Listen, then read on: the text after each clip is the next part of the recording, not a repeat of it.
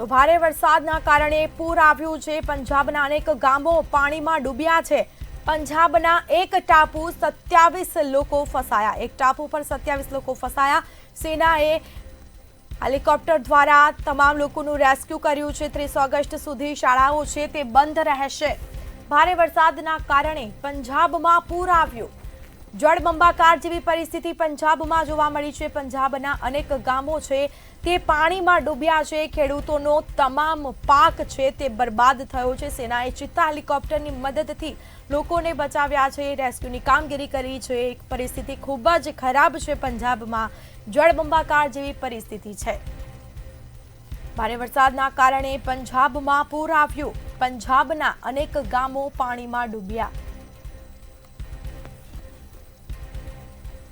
સેનાએ ચિત્તા હેલિકોપ્ટરની મદદથી તમામ લોકોને બહાર કાઢ્યા છે। લોકોનું રેસ્ક્યુ કરવામાં આવ્યું છે। ખૂબ જ ભયાનક પરિસ્થિતિ છે પંજાબમાં।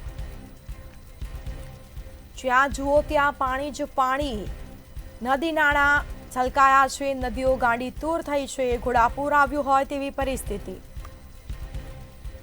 પંજાબના એક ટાપુ પર 27 જેટલા લોકો ફસાયા।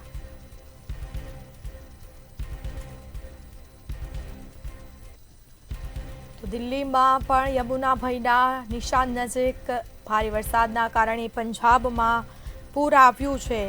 પંજાબના અનેક ગામો છે તે પાણીમાં ગરકાવ થયા છે।